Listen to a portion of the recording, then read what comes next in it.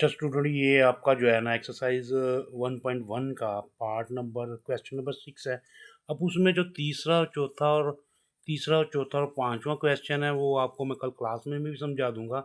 वो इतना मुश्किल नहीं है कि नंबर्स को जो है वो आपने टेल अपना नंबर लाइन पे कैसे लिखना, वो 1 या 2 मिनट की बात है, वो मैं उधर ही आपको सिखा दूंगा। अब ये क्वेश्चन जो जितने भी हैं 6 7 8 क्वेश्चन 6 7 8 नंबर क्वेश्चन, ये बच्चों बड़े ही इंपॉर्टेंट होते हैं और ये अक्सर जो होते हैं वो एग्जामिनेशंस में आ जाते हैं। तो आप ध्यान से देख लो, मुश्किल कोई नहीं है, लेकिन इस तरह के क्वेश्चन आते ही रहते हैं जो एग्जाम्स में। अब क्वेश्चन नंबर 6 देखो, इसमें वो क्या कह रहा है।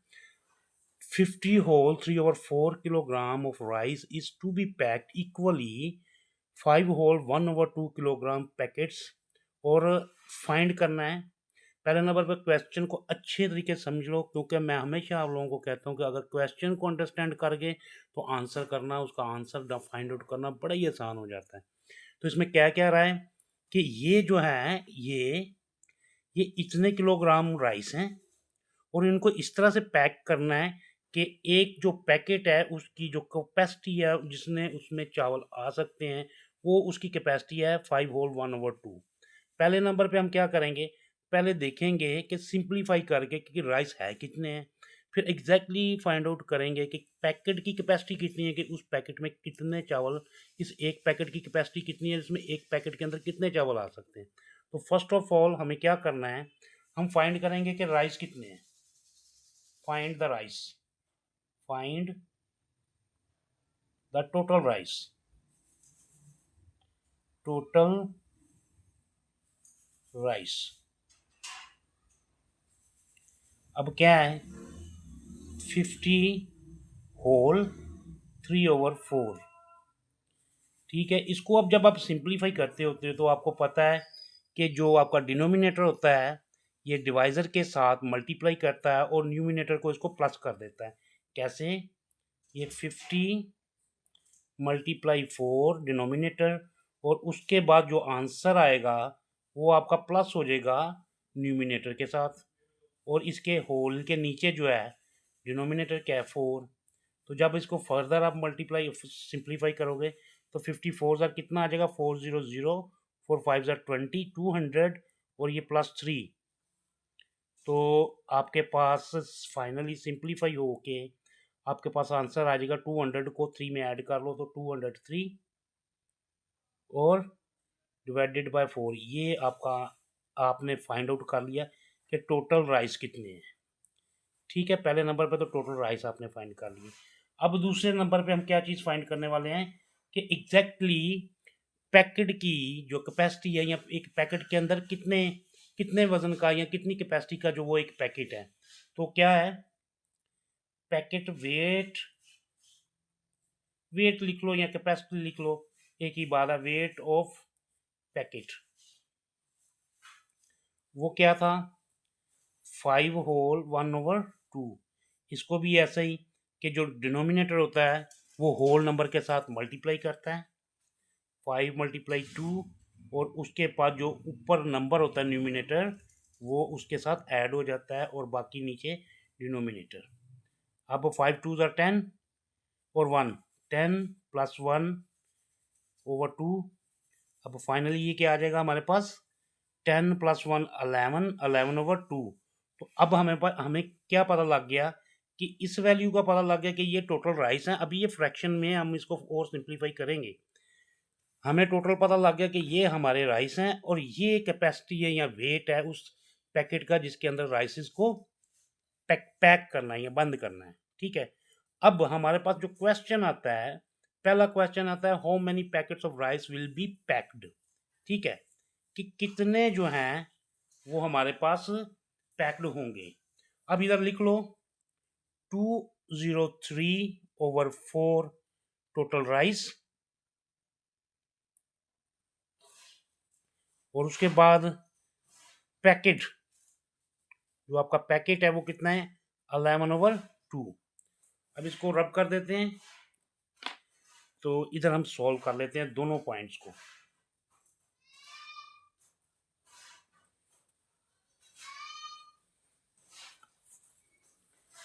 हाँ जी, अब क्या करेंगे, हाउ मैनी राइस, राइस कितने थे हमारे पास 203/4, ठीक है। और हमारे पास पैकेट कितने थे, पैकेट की कैपेसिटी कितनी थी, कितने पैकेट का जो था वो थैला था 5/1/2 ये। अब इसका तरीकाकार ये होता है कि जितने हमारे पास चावल होते हैं और जितने हमारे पास पैकेट होते हैं हम उसको आपस में मल्टीप्लाई कर लेते हैं, सॉरी डिवाइड कर लेते हैं कि इतने राइस थे और इतने थालों में ये डिवाइड करने तो पता लग जाता है कि कितने हर पैकेट के अंदर आए। तो हम भी यहाँ पे क्या करेंगे, total rice divided by packet का वेट कितना था 11/2। अब अगर आपको याद हो कि अगर कुछ चीज़ फ्रैक्शन में आती है और उसको डिवीजन करना होता है तो हम फ्लिप करते हैं। रूल क्या होता है फ्लिप करने का, कि हम सबसे पहले उसको साइन लगाते हैं मल्टीप्लाई का, ये मल्टीप्लाई करेंगे और वैल्यूज जो होती हैं वो फ्लिप हो जाती हैं कि 2 ऊपर चले जाता है और जो न्यूमिनेटर है नीचे आ जाता है, यानी ऊपर वाला नंबर नीचे और नीचे वाला ऊपर चले जाता है। जो डिनोमिनेटर होता है वो न्यूमिनेटर बन जाता है और जो न्यूमिनेटर है वो डिनोमिनेटर बन जाता है। तो 2 ऊपर चले जाएगा, 11 नीचे आ जाएगा। अब ये पहले डिवीजन हो रहा था, अब हमने इसको मल्टीप्लिकेशन की फॉर्म में ले आए और मल्टीप्लाई करने का फॉर्म का जो सिलसिला होता है वो ये होता है कि न्यूमिनेटर जो होते हैं न्यूमिनेटर से मल्टीप्लाई होते हैं और डिनोमिनेटर डिनोमिनेटर से मल्टीप्लाई होते हैं। तो हमारे पास क्या आ जाएगा, 3 2 6, 2 0 0 और 2 2 4, 406 आ जाएगा और 11 4 44। अब ये हमारे पास इस तरह से आ गया। अब मैंने लास्ट टाइम भी आपको बताया था कि ऐसा अगर फर्दर इसको सिंप्लीफाई करना है तो आपने कोई ऐसा नंबर ढूंढना होता है जो न्यूमिनेटर को और डिनोमिनेटर को कंप्लीट डिवाइड कर सके। तो देखो, अगर आपको डिविजिबल रूल जो मैंने आप लोगों को सिखाए थे अगर आपको याद हो तो उससे हम अब देखते ही मैं हमेशा आप लोगों को बताता हूँ कि आपको क्वेश्चन देखते ही समझ में आना चाहिए। और आप डिविजिबल रूल अगर आपको याद होंगे तो आप देखते ही पहचान सकते हो कि ये एंड पे 6 आ रहा है और नीचे 4 आ रहा है, तो इसका मतलब ये दोनों जो है वो 2 के साथ डिवाइड हो सकते हैं। कैसे, 2 2 4, 2 3 6, 2 2 4 और 2 2 4। तो फाइनली ये हमारे पास 203/22 इसकी फॉर्म में आ गया। अब हमने इसको फर्दर जो है क्या करना है, फर्दर जो है सिंप्लीफाई करना है। तो क्या करेंगे हम, 203 को हम डिवाइड करेंगे डिनोमिनेटर से और डिनोमिनेटर क्या है हमारे पास 22। अब 22 को करेंगे तो हमारे पास लगभग 4266, हाँ एक दफ़ा 9 से करके देखें लें, अगर 9 के साथ होगा कितना आता है, 9 2 18, 1 कैरी, 9 2 18 और 1 19, ये हमारा बनता है। अगर 22 को 9 के साथ मल्टीप्लाई करें तो 198 बनता है। तो ये बहुत ही करीब है, तो इसी से हम डिवाइड करवा लेंगे 9 के साथ। 22 मल्टीप्लाई 9 इज इक्वल टू 198 और क्या बचेगा हमारे पास 3, ये इधर कैरी करेगा ये इधर कैरी करेगा तो ये 3 13 बन जाएगा। और 13 में से हम सब्ट्रैक्ट करेंगे 8 को तो हमारे पास बच जाएगा 5।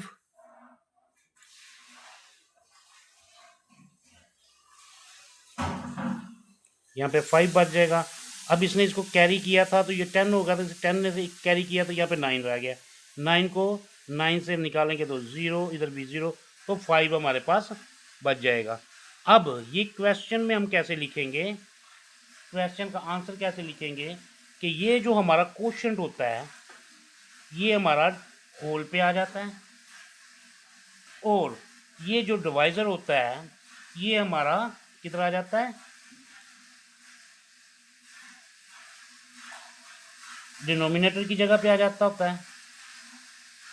और जो रिमाइंडर होता है वो हमारे पास न्यूमिनेटर की जगह पे आ जाता है। अब इसको अब दोबारा से क्या करेंगे, हम सिंप्लीफाई करेंगे तो क्या हमारे पास आएगा, क्योंकि मिक्स फ्रैक्शन को हमने सिंप्लीफाई करना होता है सिंपल फ्रैक्शन में।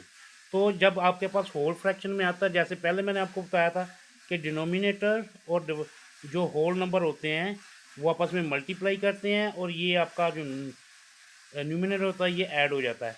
अब 22 को 9 के साथ मल्टीप्लाई करो, 9 2 18, 1 कैरी, 9 2 18 और 1 19 और 19 के अंदर 5 ऐड करो तो आपके पास 2 9 और 8 8 और 5 13, 1 कैरी 9 और 10, ये 203/22, ठीक है। अब ये आपके पास फाइनली इस तरह से आ गया। अब आपको फर्दर कुछ भी करने की ज़रूरत नहीं है।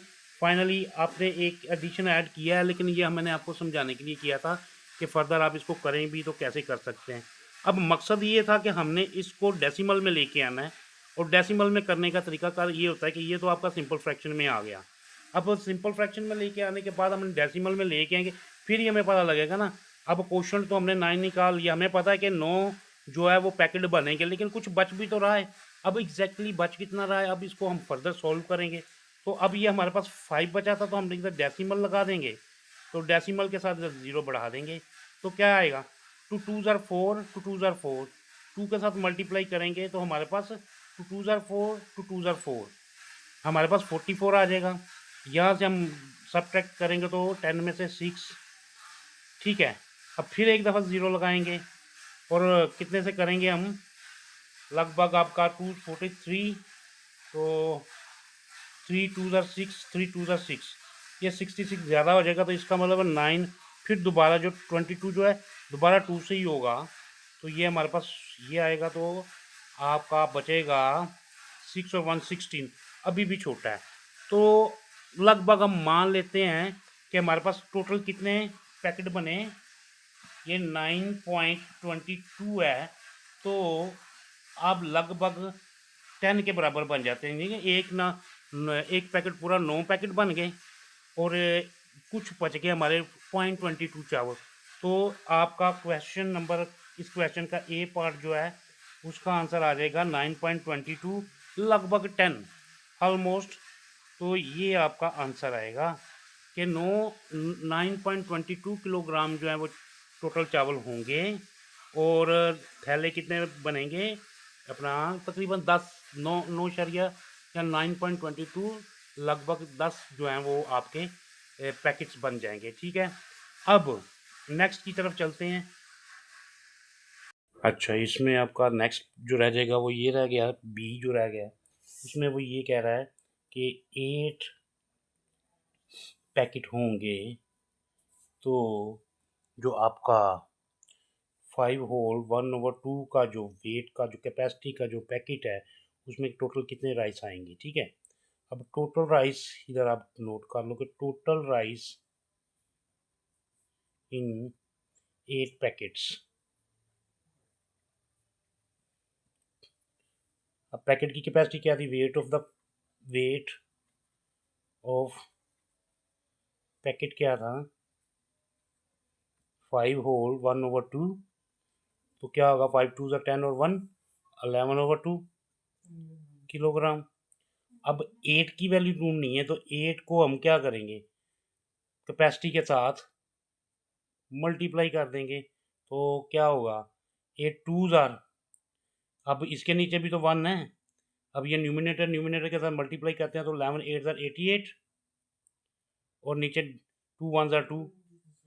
अब मैंने आपको बताया था कि जब एक ही नंबर न्यूमिनेटर और डिनोमिनेटर को डिवाइड कर सकता हो तो हम कर देते हैं, तो 2 जो है वो ऊपर भी डिवाइड हो जाता है, नीचे भी 2 1 ज़ार 2, 2 4 ज़ार 8, 4 ज़ार 8, तो 44 किलोग्राम राइस जो है वो टोटल 8 पैकेट के अंदर आ जाएंगे और पैक्ड हो जाएंगे। ठीक है, ये आपका सेकंड का भी आंसर निकला है क्वेश्चन नंबर 6 के।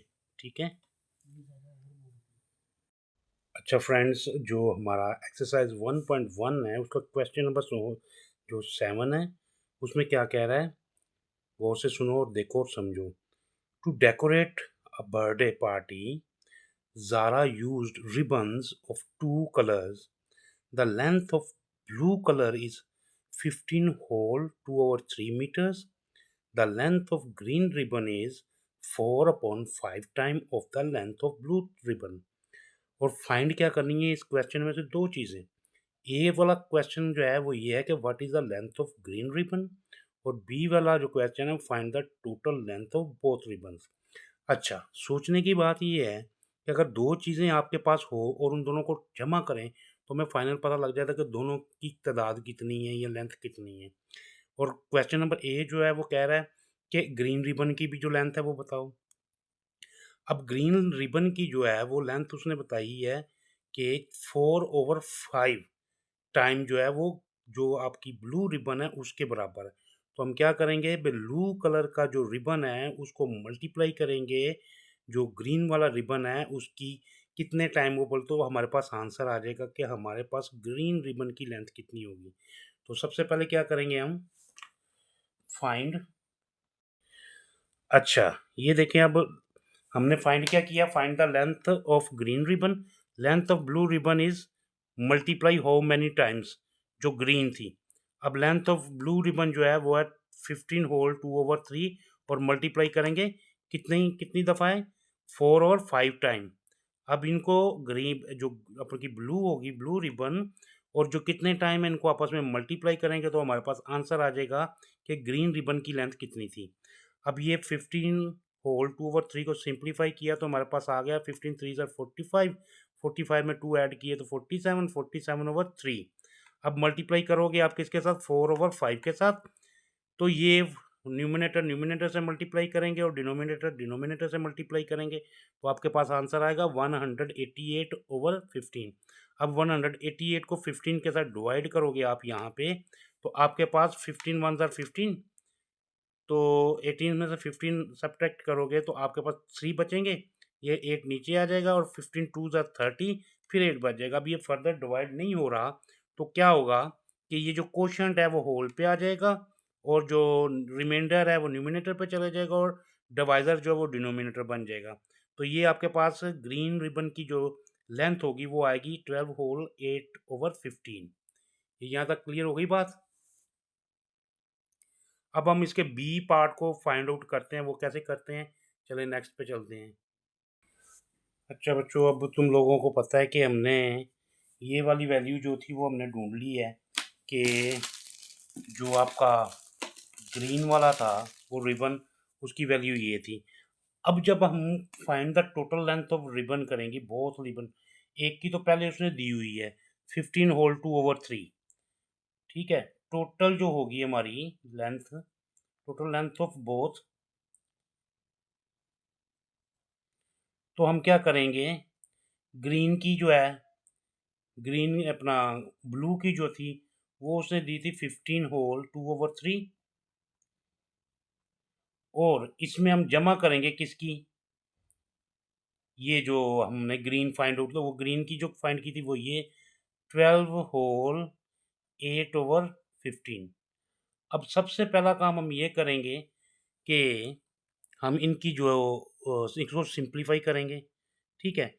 हम सिंप्लीफाई करेंगे तो 15 3 ज़र 45, 45 और 2 47/3 प्लस इसको आप मल्टीप्लाई करोगे तो आपके पास कितना आएगा, आप करके देख लो इसको 12 को, क्योंकि डिनोमिनेटर और होल नंबर जो आपस में मल्टीप्लाई करते होते हैं। ये 15 2 ज़र 30, 3 कैरी 15 1 ज़र 15 और ये 80 और इसके साथ जो है हमारा न्यूमिनेटर प्लस कर देते हैं 180 और 8 न्यूमिनेटर, तो 188/15। तो ये दूसरी वैल्यू हमारे पास आएगी 188/15। तो नेक्स्ट जो हम किया करते हैं, क्या करते होते हैं कि जब हम फ्रैक्शन में, आपको रूल याद होना चाहिए इस चीज़ का क्योंकि छोटी क्लासेस में भी आप 5 6 7 में पढ़ के आए हो कि जब भी हम फ्रैक्शंस को प्लस या माइनस करते हैं तो सबसे पहले हम डिनोमिनेटर्स का एलसीएम निकालते हैं, एलसीएम, ठीक है। अब इसका जो इस वाली फ्रैक्शन का डिनोमिनेटर है 15 है और इसका क्या 3 है। तो प्राइम फैक्टराइजेशन के साथ हम जो है इसका जो है एलसीएम निकालते होते हैं कि 3 5 ज़र 15, 3 1 ज़र 3, अब ये सिर्फ 5 के साथ ही डिवाइड होता है तो 5 1 ज़र 5, 5 1 ज़र 5 1 आ गया, 5 3 ज़र 15। अब ये बात याद रखना कि जब हम एलसीएम निकाल लेते हैं, फर्स्ट स्टेप होता है जब भी हम एडिशन सब्ट्रैक्ट करते हैं दो फ्रैक्शन वाली वैल्यूज़ का, तो हम पहले डिनोमिनेटर्स का एलसीएम निकालते हैं और एलसीएम के बाद हम किसी एक की फ्रैक्शन की जो होती है डिनोमिनेटर उसको एलसीएम से डिवाइड करते हैं। नंबर वन, एलसीएम को डिनोमिनेटर से डिवाइड करेंगे, क्वोशंट आ जाएगा 15 1 ज़र 15, ये क्वोशंट आ गया इस वैल्यू का। अब जिसके डिनोमिनेटर से हमने एलसीएम को डिवाइड किया है, इसी तरह हम उसी उसी के न्यूमिनेटर को और क्वोशंट को आपस में प्लस करेंगे। तो हमारे पास क्वोशंट आया 1 और ये न्यूमिनेटर इसके अंदर प्लस कर देंगे तो क्या होगा हमारे पास, मल्टीप्लाई करेंगे, सॉरी, कोशेंट को और न्यूमिनेटर को आपस में मल्टीप्लाई करेंगे। तो 1 हमारा कोशेंट है और न्यूमिनेटर 188 है। 188 को और 1 के साथ मल्टीप्लाई करेंगे तो हमारे पास 188 ही आएगा। समझ गए यहाँ पे? अब नेक्स्ट स्टेप जो है इसको भी हम करेंगे। इसका डिनोमिनेटर क्या है, कितना है? एलसीएम के साथ डिवाइड करेंगे, 3 5 ज़ार 15।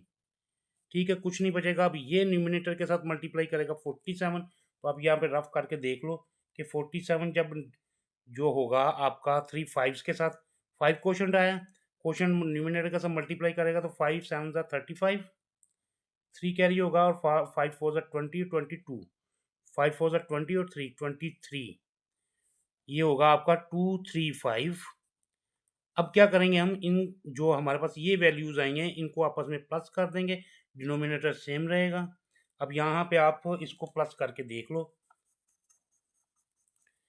235 और 188 को, 8 और 5 13, 1 कैरी, 8 और 1 9, 9 और 3 12, 1 कैरी, 1 और 2 3 एंड 4 4 2 3।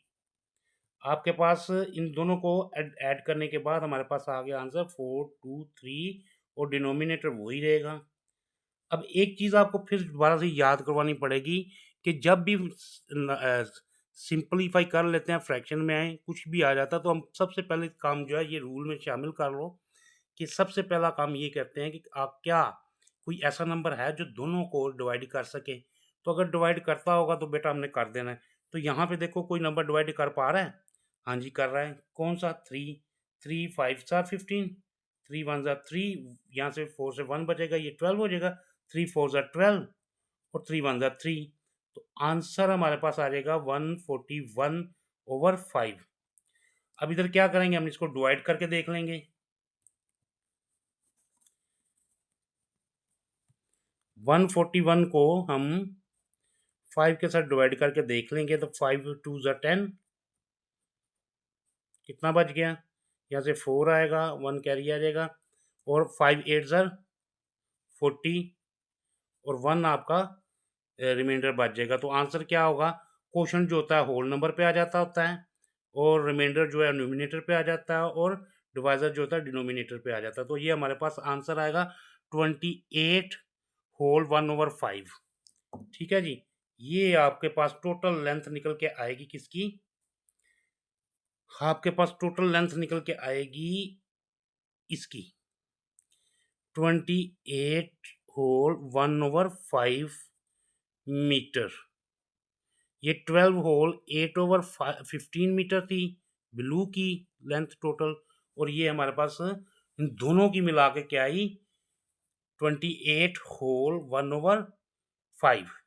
ठीक है, इज दिस क्लियर? अगर यहाँ पे किसी चीज़ की समझ ना आए तो प्लीज़ कमेंट में पूछ लेना या मुझे क्लास में पूछ लेना या कमेंट्स करके पूछ लेना, मैं डेफिनेटली आपको बेटा आंसर दूंगा इसका। आपको ये क्वेश्चंस आने चाहिए, ये बड़े इंपॉर्टेंट क्वेश्चन है, अक्सर ये एग्जामिनेशन में ये आते होते हैं।